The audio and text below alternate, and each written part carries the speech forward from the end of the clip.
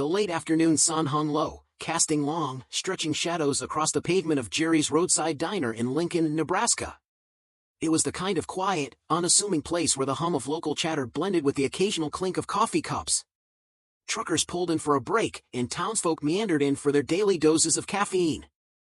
The world inside the diner was warm, familiar, and nothing out of the ordinary. But outside, the scene was about to shift dramatically. A man in his mid-40s rolled into the parking lot, his sleek black wheelchair moving with effortless precision. His name was Leon. His attire, a button-down shirt and faded jeans, spoke of understated style, but it was his calm, collected demeanor that caught the eye. He wasn't in a rush, just a quiet figure making his way toward the diner, perhaps to grab a late lunch after running some errands. Little did he know, he was about to find himself the target of something far darker than a simple interruption. Across the lot, 5 bikers leaned lazily against their motorcycles, their laughter echoing across the lot with a rough, jarring quality. One of them nudged another, his gaze shifting toward Leon. There was something about him, something different, his dark skin, his wheelchair, that made him stand out, and not in a way that would be welcomed by these men. "Hey, rollin' thunder," one of the bikers shouted, his voice slicing through the air with a cruel sneer. The others laughed, the sound harsh and mocking, a sharp contrast to the peaceful atmosphere of the diner. But Leon, unfazed and focused, kept moving, his eyes fixed ahead, his calmness an impenetrable shield. It was as though he hadn't even heard them. But the bikers weren't so easily dismissed. One of them, a tall, burly figure clad in leather, pushed off his bike and swaggered toward Leon. His steps were heavy, his boots crunching loudly on the gravel, a deliberate challenge in every stride. The others followed suit, their boots drumming the same menacing rhythm.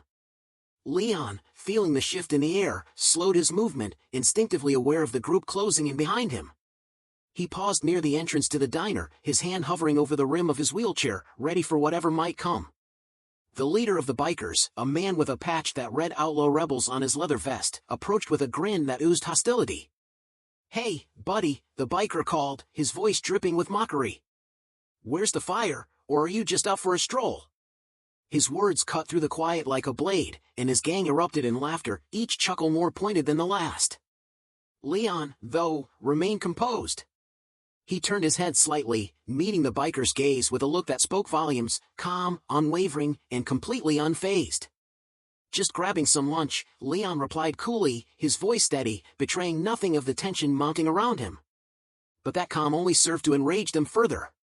Another biker, younger and wiry, with tattoos snaking up his arms, sneered. "What's the matter, man? Ain't gonna run us over, are you?" He mimicked a wheeling motion with his hands, earning another round of cruel, mirthless laughter. Leon didn't respond. He simply adjusted his position, preparing to wheel past them, unbothered by their attempts to provoke him. But one of the bikers stepped directly into his path, blocking him with an arrogant smirk. "Not so fast," the leader called, his tone shifting to something colder. "We're just having a little fun, right? No need to be rude." The air between them thickened. The few patrons inside the diner glanced nervously out the windows, but not a single one moved to intervene. Leon assessed the group before him, their semicircle now tightening, but his expression remained the same, unperturbed, calm, almost as if this moment held no sway over him. "I don't want any trouble," Leon said evenly, his voice carrying just enough authority to make them hesitate. Yet, despite his words, the bikers didn't retreat. Instead, Leon reached into his pocket, his fingers slow and deliberate as he pulled out his phone. The leader's smirk faltered for just a moment, an instinctual unease flickering in his eyes. "Who you calling, huh?" the leader barked. "Cops ain't gonna do much out here." But Leon didn't flinch. His hand brought the phone to his ear, and after a few quiet words, he hung up, slipping the phone back into his pocket. The bikers exchanged uneasy glances, still unsure of what had just transpired. The leader squinted, trying to decipher Leon's expression. "What was that about, huh? You think you're scaring us?" He sneered, but the words were tinged with doubt. Leon said nothing, his silence louder than any words could have been. Instead, he wheeled his chair a few feet to the side, positioning himself casually against the diner's wall, as if he had all the time in the world. His stillness only seemed to fuel their frustration. "What, you got backup coming?" one of the bikers joked, his laugh thin and forced. The others joined in, but their laughter was hollow, fading into the tension that hung thick in the air. Leon's composed silence was eating at them, picking away at their bravado. Minutes passed. The bikers fidgeted, shifting restlessly, their confidence slipping like sand through their fingers. Finally, one of them muttered, "Man, I don't like this," but the leader silenced him with a sharp glare. Then, it came, a low, rumbling sound in the distance. It was faint at first, almost imperceptible, but as it grew louder, the unease in the air became palpable. The unmistakable roar of engines filled the lot, drawing the attention of everyone present. Heads turned, eyes widening as a convoy of motorcycles appeared on the horizon, their chrome frames shining under the setting sun. The sight was enough to make the bikers fall silent. The convoy was massive, dozens of riders, each one clad in black leather, their helmets gleaming as they rode in perfect unison. Their jackets bore patches that spoke of unity, protection, and solidarity. They were a force, a presence that demanded attention. Leon watched them approach, his face unreadable, but a faint smile tugged at the corners of his lips. He hadn't said a word since his phone call, but now, as the convoy lined up with military precision, Leon's calm seemed almost prophetic. The leader of the original bikers took a step back, his bravado crumbling in the face of the new arrivals. He muttered under his breath, his voice now laced with uncertainty. "Who the hell are these guys?"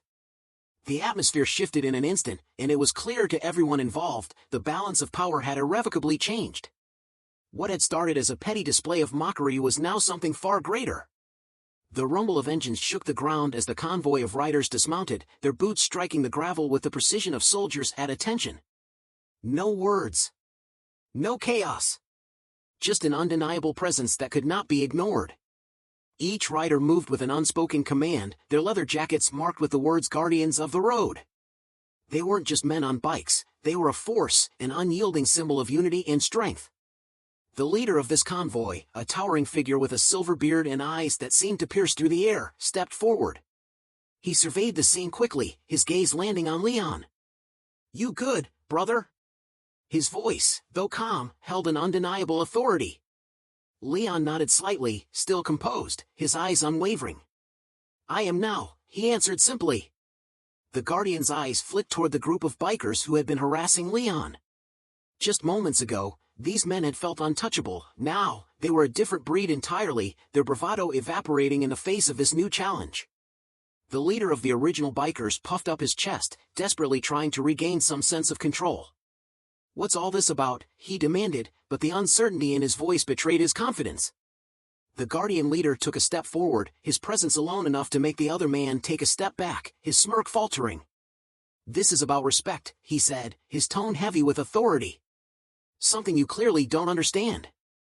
The Guardians spread out, forming a protective semicircle around Leon, their movements synchronized like an impenetrable wall. The original bikers exchanged nervous glances, their earlier bravado draining from them like air from a punctured tire. One of them, the young wiry one covered in tattoos, muttered under his breath, "Man, we didn't mean anything by it, just messing around, you know?" His voice shook with the first signs of real fear. The Guardian leader wasn't swayed. He folded his arms, his stance solid and unyielding. "Messing around," he repeated. "Harassing a man in a wheelchair isn't messing around. It's cowardice." The words hit like a slap. The bikers fell into an unnatural silence. There was no deflection, no excuse. Only the heavy weight of shame, settling in around them. Inside the diner, the faint sound of the door opening could be heard, as patrons peeked through the windows, watching the spectacle unfold. The leader of the original bikers swallowed hard, his earlier arrogance vanishing. He glanced toward his group, silently begging for some kind of support, but his crew couldn't even look him in the eye. Their bravado had evaporated. Leon broke the silence, his voice cutting through the tension like a blade.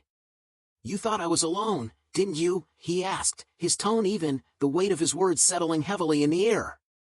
He paused, allowing the moment to sink in. "That's the thing about people like you, you only pick on those you think can't fight back." The silver-bearded Guardian glanced at Leon, a flicker of pride crossing his face before he turned back to the bikers. "Now, here's what's going to happen," he began, his voice steady, like a judge delivering a final verdict. "You're going to apologize to this man, properly.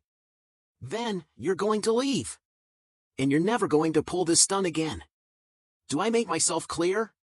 The leader of the original bikers opened his mouth, ready to argue, but the cold, unblinking gaze of the guardians stopped him in his tracks. He hesitated for a moment, before muttering, yeah, okay. We're sorry. Leon raised an eyebrow, his expression unimpressed. That didn't sound like you meant it. The guardian leader leaned in, his voice low enough to send a chill down the spine of the biker. You'd better mean it. The apology came again, louder, clearer, and tinged with genuine defeat. We're sorry, the leader mumbled, his eyes shifting to the ground.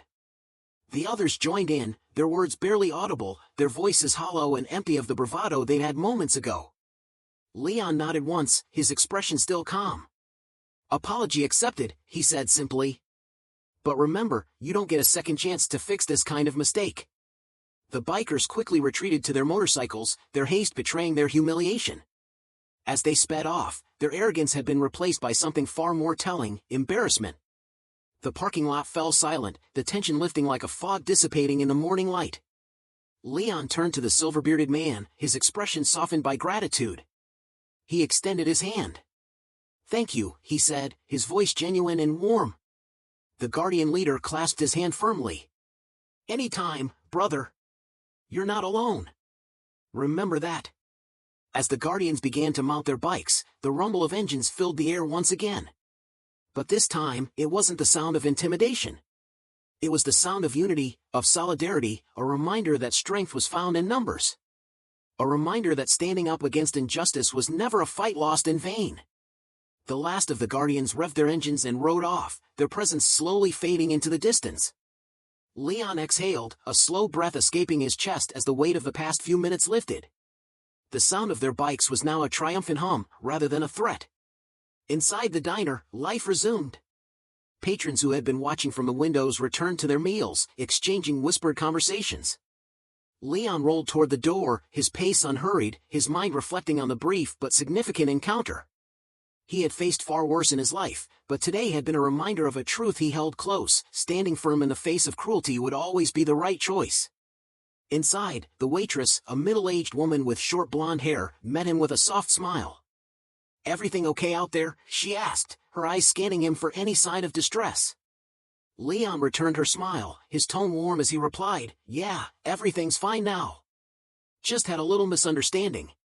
She raised an eyebrow but didn't press further. Good to hear. Your usual? Please, he said, settling into his usual booth. As the waitress brought him his coffee, Leon took a sip, the warmth of the liquid spreading through him. For the first time that day, he felt a sense of peace. He had one, not because he had to fight, but because he had stayed true to himself. In doing so, he had inspired others to do the same. The bikers had underestimated him, thinking they could break him. But Leon wasn't just a man in a wheelchair. He was part of something larger, something that would always stand by him when he needed it most. And in the end, that was a power no one could ever take away.